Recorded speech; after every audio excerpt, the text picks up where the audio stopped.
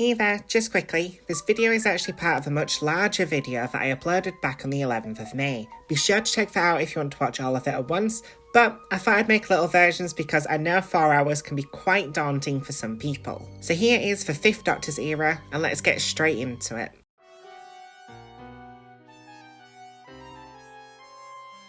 To me, season 19 feels like the true start of the 80s when it comes to Doctor Who, as it has a vibe that I don't think season 18 has yet.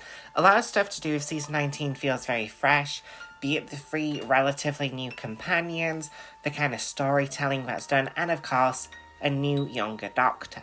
Season 19 is also when I think John Nathan Turner really starts to come into what he wants to do for the show. The harder sci-fi from season 18 is still there, but there's also more of a sense of adventure throughout season 19 that hasn't really been in the show since the first Doctor's era, and it definitely helps with some of the stories.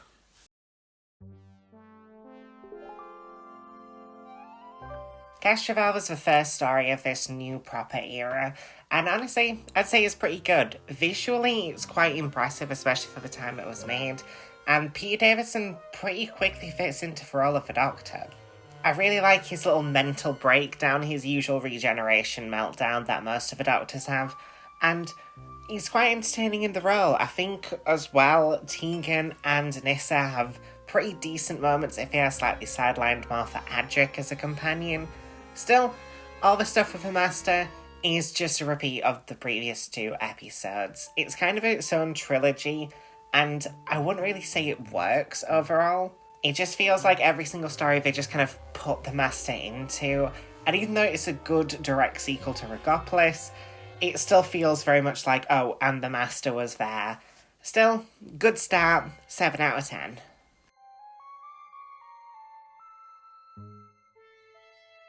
Thought to Doomsday is one of those stories that's kind of forgotten, and honestly I don't think that's overly fair to it.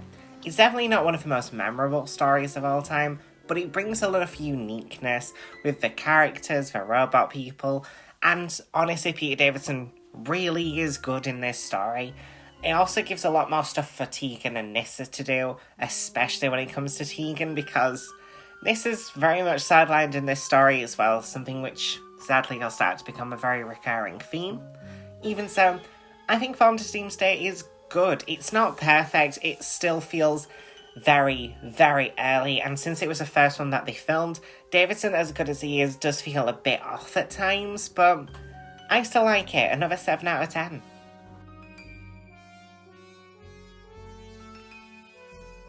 Kinder is where most people start to grow and like the 5th Doctor.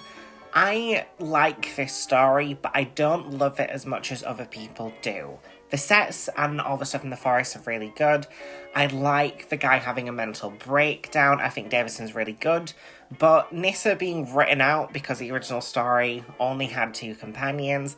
All the stuff with Adric is starting to get really irritating as a companion. Before I found him endearing, and honestly it was with Kinder when he started to really pissing me off. And yeah, I think it's good. I think it's really well made. I love all the stuff with Tegan. All the stuff with Amara is really cool. I love the Kinder themselves as people in this little society. But I don't know, something about the story just feels unfinished to me, and it always has. I'd still give it a 7 out of 10 though.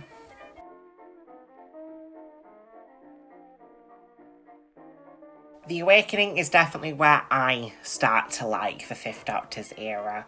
It just feels like a really good pseudo-historical, something that, honestly, I could see this being made nowadays from the modern era, and it wouldn't feel out of place at all. The monsters in this one have got a really cool design that look quite good for the year they were made. I think Peter Davison is on complete top form throughout this entire story, and it's the one where I think the Doctor fully clicks in his head. Nyssa's able to actually do stuff here, which I always appreciate. Tegan and Adric don't get as much to do, and Adric is really bloody annoying in this one. But overall, I'd say this is really good. I like the crazy pirate man throughout the story. The stuff with the Sonic is really good. And the ending for this story has such a good little hook. This is really, honestly, one of my favourite 5th Doctor stories. And yeah, this is a solid 9 out of 10, easy for me.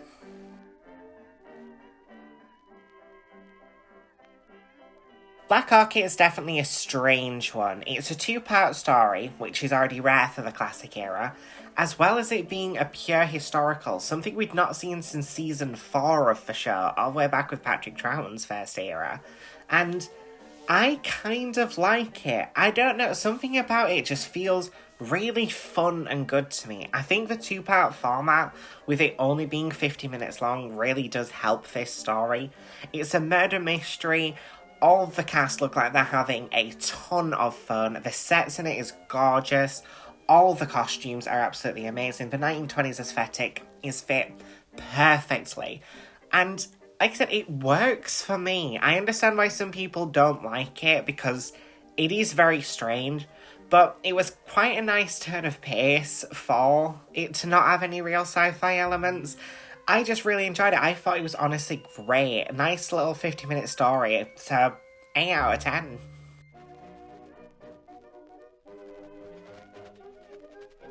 Earthshock is one of those stories. The ones whenever someone talks about Doctor Who and what they'd put in some of their top 10s.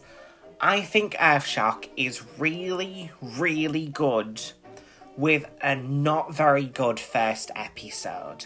Don't get me wrong, I don't think the first episode is bad, but it is quite slow. Most of the characters that it spends the entire runtime introducing us to do not matter. And overall, I think most of it could have been cut from the final version and it would have massively improved the story.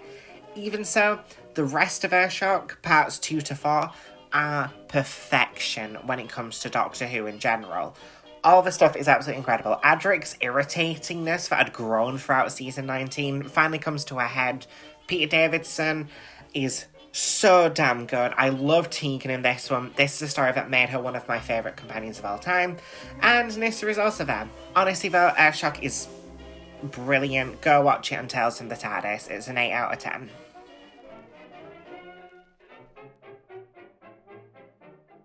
Time Flight's definitely not got a good reputation, and in all honesty, I kind of agree.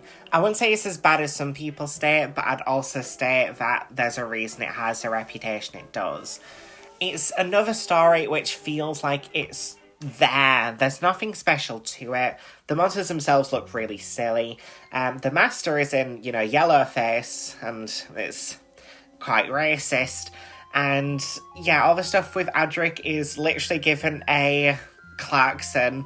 Oh no. Well, anyway, it's just the way television was at the time, I do understand that, but it's very jarring compared to how dark and sad the previous episodes were.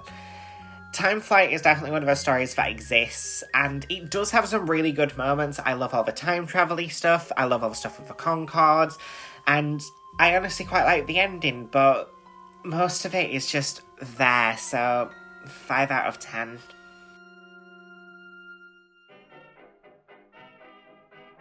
And that's season 19. Honestly, quite a decent season to start off a new Doctor. It's massively an improvement on the past 3 seasons, in my opinion. Hell, even better than season 15 in a lot of aspects. A lot of the things that I enjoy about this season is the consistency. Apart from Time Flight, as you can see from our ratings, none of them fall below a 7 out of 10. It's not the best season when it comes to massive groundbreaking stories, apart from, in my opinion, The Awakening. But it stays consistent. It's a decent season. There's no real parts where I'd think that it's a completely worthless. Even Time Flight, which, as we change it over to my rankings, even though it's at the bottom, I'd say there's much worse stories out there, and some of the negativity this story gets is a bit overblown.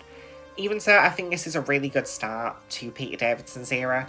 It's a shame that it only lasts for slightly less than 3 seasons, but as you can see from the next couple of seasons, it becomes quite a mixed bag the further along it goes.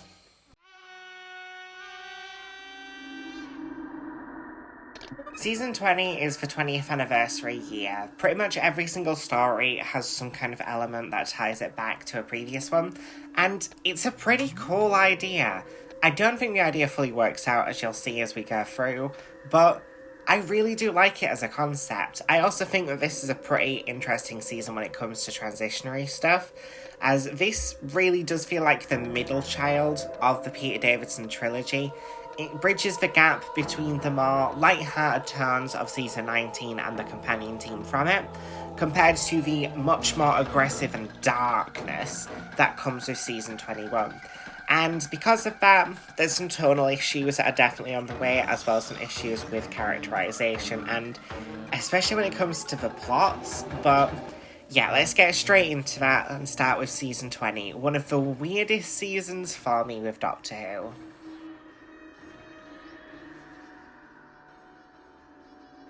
Act Infinity is a sequel to the Three Doctors from back in season 10, and honestly, acting and stuff is very good, very decent, but the plot of this one is ridiculously contrived. So just an example, in the first episode, Tegan, as in former companion from the previous season who departed at the last story of the previous season, which already, that's a pretty big turnaround, happens to be going to Amsterdam to meet her cousin, who happens to be the one who bumps into Omega, who happens to have chosen Amsterdam of all the places in the universe to come back, and obviously with Tegan's connection to the Doctor is the only person who can stop Omega. That's a lot of coincidences just so the Doctor can actually play into this plot, and honestly the rest of the storyline is very similar to this. Lots of contrived bull in order to get characters to places. The ending's quite nice, but overall, this story is very convoluted. It's a 4 out of 10.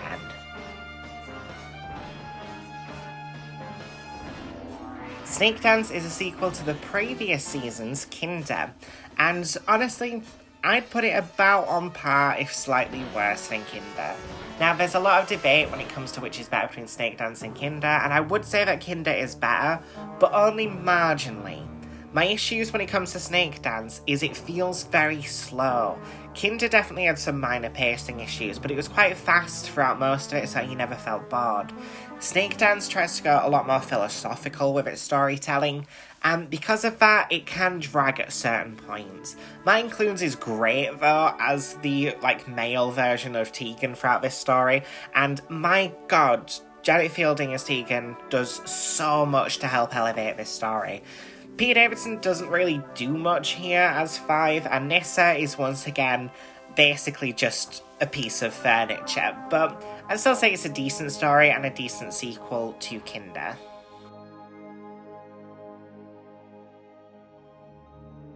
Mordred Undead is the sequel to the Black Guardian era from The Key to Time, and yeah, this one's great. It introduces brand new companion Taylor, who honestly I think is one of the most underrated companions in classic Who, and also brings back the Brigadier, which will always make me happy to see Nicholas Courtney appearing against Doctors. That's just cool to me. I also really like the plot with this one, where there's not technically a villain throughout Mordred Undead apart from the Black Guardian, but that's more of a background plot for a couple of serials' time. I really like how interesting Mordred and his people go, how they're not really villains, more just want to get out of the eternity they've trapped themselves in because of mistakes that any kind of scientist would theoretically make. I think it adds a lot when it comes to philosophy, and also the time travel loops and stuff is really fun. Honestly, this is a great story. It's an 8 out of 10.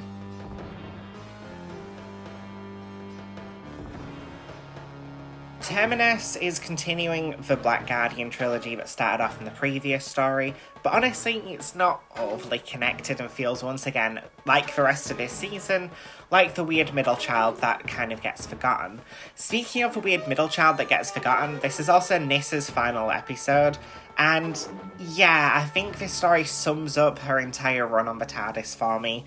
Something that exists, has some really decent moments when given them.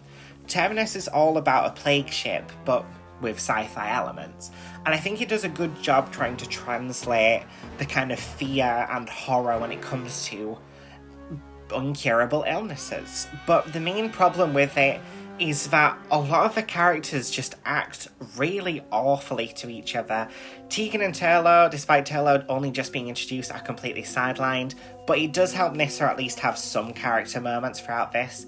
Overall, I'd say it's decent. It's a 6 out of 10, but honestly, it feels very in keeping for season 20. Not very good, but not exactly bad.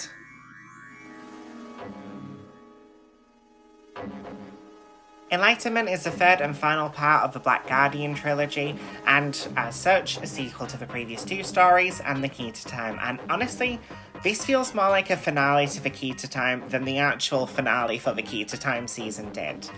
All the stuff with Enlightenment, with the ships in space, is a gorgeous and beautiful looking effects.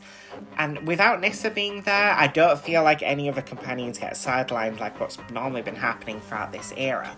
Tegan and Taylor both get plenty of stuff to do. Five is on top form as per usual by this point. I really love the idea of the Immortals in Doctor Who, how these horrible ancient beings have gotten to the point where life means nothing to them because they can't die.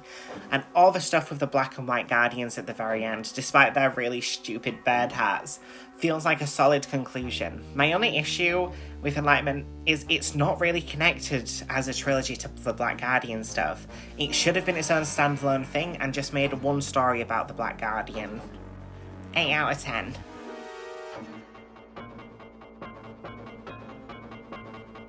The King's Demons is a sequel to Timefly and, to be fair, just all of the Master stories. And yeah, it's a story that exists. That kind of sums up The King's Demons.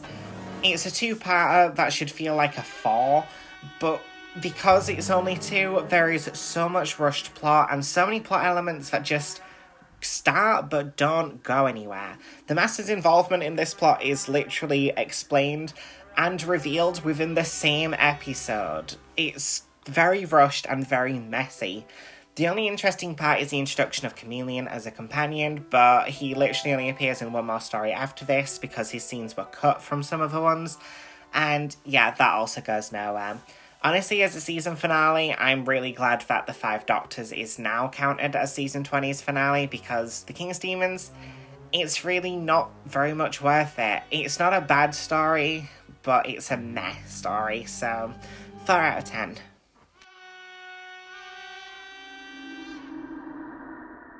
The Five Doctors is a sequel to literally every other episode of Doctor Who. This is a love letter story. There is connections from all the way from the first Doctor all the way to the fifth, with all of them appearing in some form, with a new actor taking over for William Hartnell for the first Doctor, and images from Shada being used to represent Tom Baker as he wasn't interested in being in the production. And yeah, this is complete Doctor Who, just fun. There is, if you're a brand new person who's never watched Doctor Who, Five Doctors is not for you. This is completely for the fans. It is fan servicey as hell. There's a ton of returning actors and actresses from companions, doctors, and even a bunch of characters who've been recast, such as Barusa, who finally, as a character, gets a lot of stuff to do in this story. I love The Five Doctors. It is a 10 out of 10 for me. This is pure Doctor Who fun.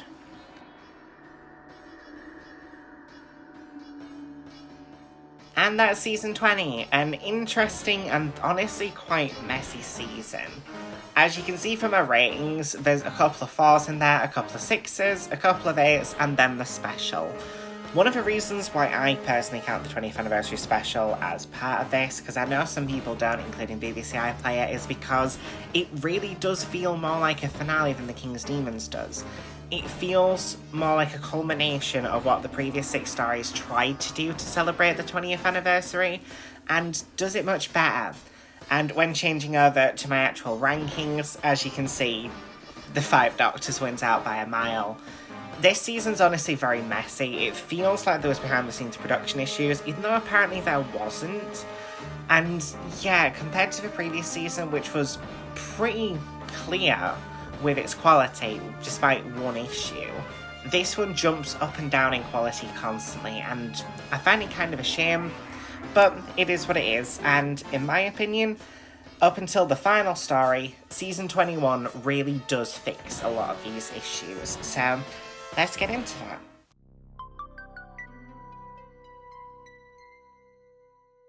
Season 21 is honestly one of those seasons that not many people discuss apart from one specific story.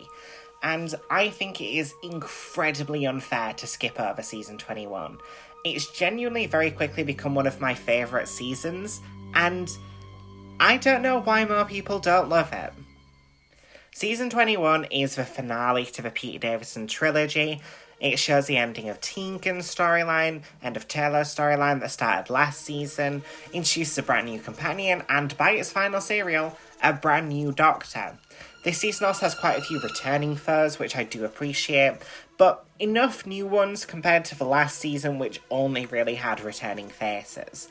It's really nice and refreshing, and I'd say as a finale to the Fifth Doctor, it really does deliver, but let's get into the stories themselves.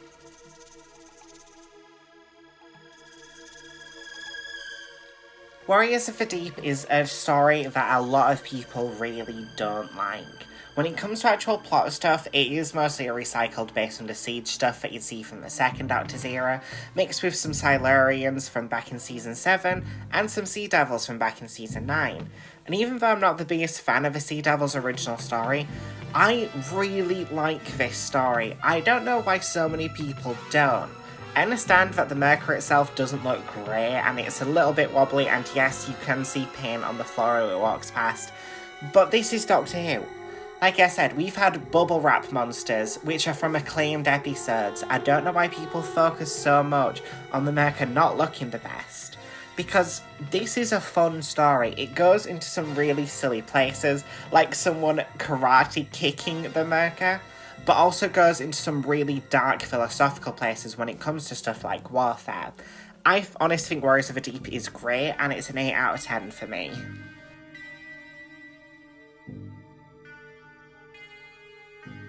The Awakening is another story that I feel is unfairly ignored. Like, I understand it's only a 2-parter. When it comes to Classic Who, that's very rare, and honestly, this is the last time that we see it apart from Season 23, but that one's debatable. Even so, I really love The Awakening. I love the historical modern idea, with it being about a Renaissance stuff in modern day, but people feeling like they're from the past. I love all the stuff with the actual monster itself in the walls of the church. Tegan is so good in this story. She is so perfect throughout the entirety of it. I love how it connects to her family, which we get a little bit more expanded on. I love all the stuff with Five and the little urchin boy throughout the story. I wish he was added as a companion like originally planned, because he would have been like a Jamie-styled thing. I really enjoy The Awakening. I think it's so good. I feel if it was a 4-parter like most people want and like it was originally planned, it would have been too long. But as a little 2-parter, this is great to me. It's a solid 8 out of 10 again.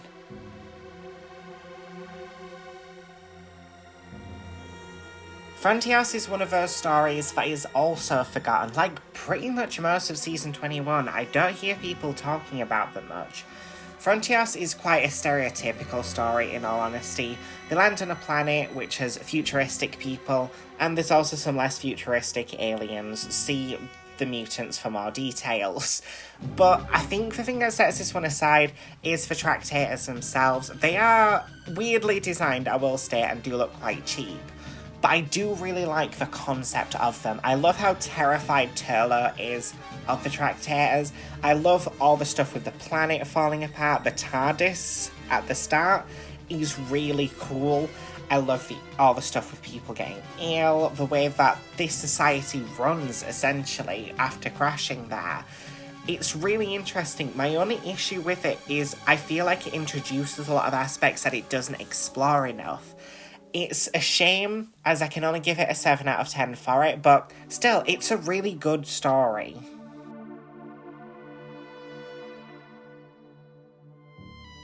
Resurrection of the Daleks is one of the darkest Doctor Who stories of all time. Even when you take into consideration seasons 12 to 14, Resurrection is just one of those Doctor Who stories. Brutality, depression, desperation, and honestly, a massive theme of this one, in my opinion, is failure. The characters in this story constantly fail. No matter which side you're on, if you're on the Dalek side, if you're on the Resistance side, if you're on the Doctor side, there's constant failure on all aspects. This story is honestly really depressing, really dark, and has a ridiculously high body count for a Doctor Who story, and I love it. It feels so dark and depressing. It feels like what Doctor Who throughout the 80s should have always been. Much more brutal and much more depressing. The only issue I have with this story is that the plot itself is a bit finicky at times and a bit silly. But overall, yeah, this is one of my favourite Fifth Doctor stories. It's a 9 out of 10.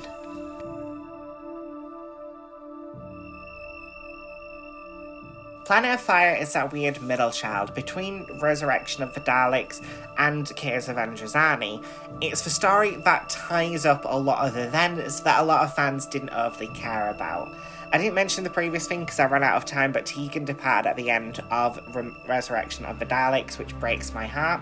And in this one, Turlough also departs, which I honestly find really sad. I don't think that there's enough fanfare when it comes to this episode and him leaving. It feels very sudden and more like the production team wanted a new era to begin, so quickly rushed him out. But even so, he has some really great moments in this, and it does tie back to his first ever episode introduction. This story also introduces Perry, who goes on to be one of the most mixed-received Doctor Who companions of all time. I really like her in this episode. I think she plays against the Master really well, showing how scared she is, but she's still also very determined. And yeah, I'd say overall, this is a good story. Not great, but still quite good. 7 out of 10.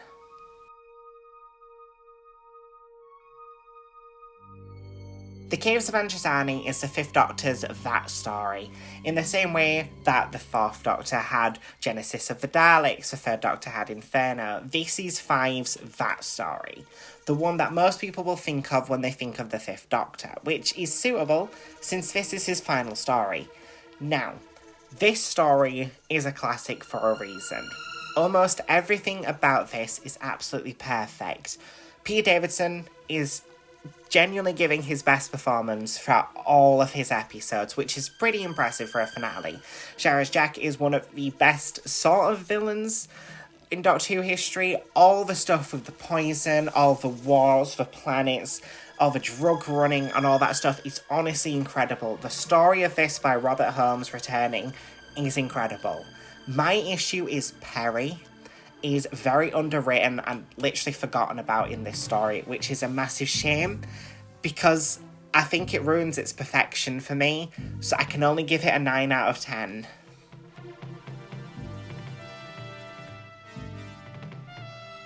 And that was all the Fifth Doctor stories for season 21, and yeah, this season to me is an absolute banger. As you can see from my actual ratings for each episode, there's not one that I dislike, which is rare. We've not seen this since all the way back in season 12, for instance, so yeah, I'm quite a fan of season 21. I know that it's obviously because of Twin Dilemma, the Sixth Doctor story isn't included on this video, but even when we change it over to my rankings, I am big fan of this season. When the lowest rated I've got for these 6 stories is a 7 out of 10, you know you've done something good. But there is one more story from season 21, which I'll look at next week. But with that out of the way, I'll see you all next week for the Sixth Doctor's era. But until then, toodles!